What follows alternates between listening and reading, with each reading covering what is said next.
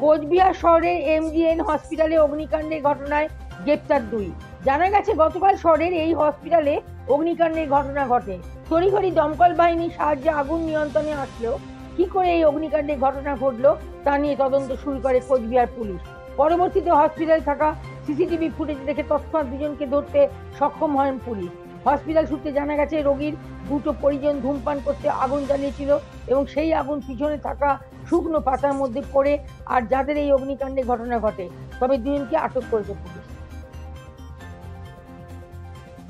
Sir কি হয়েছিল?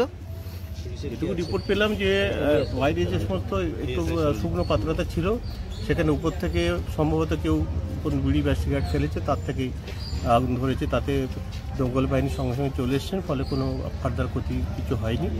এই যে জায়গায় পরিষ্কার পরিচ্ছন্নতার জায়গাটা আমাদের দেখতে হবে যাতে শুকনো পাতাগুলো না পড়ে থাকে। আপনি এখনই অভিযোগ করছিলেন যে ওয়ার্ড মাস্টার আগে দেখা, আমি কে মানে ওনাকে খবর দিয়েছি যে ওয়ার্ড মাস্টারের কাছে খবর গেল না, আমাদের অ্যাসিস্ট্যান্ট সুপারের কাছে খবর গেছে। আমি জানতে চাচ্ছি মানে অ্যাট দ্য আর্লিয়েস্ট তো আমার দমকলকে খবর দিতে হবে, সেখানে কোনো গ্যাপ আছে কিনা আমার জানার প্রয়োজন আছে। তাহলে কি কোনো গাফিলতি মনে হচ্ছে? না না, গাফিলতি কিছু না, আমি জানতে চাচ্ছি। তো আমি এসছি, তো এখন এসে আমি জানতে চাচ্ছি যে মানে কোনো রকম আমার এখান থেকে খবর যেতে দেরি হলো কিনা।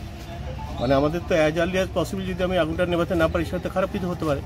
সেই কারণে আমাদের পসিবিলিটি হবে যে অ্যাজ আর্লি অ্যাজ পসিবল দমকল বাহিনীর কাছে খবর যাবে, তারা অ্যাজ আর্লি অ্যাজ পসিবল চলে আসবেন এবং সমস্যার সমাধান হবে।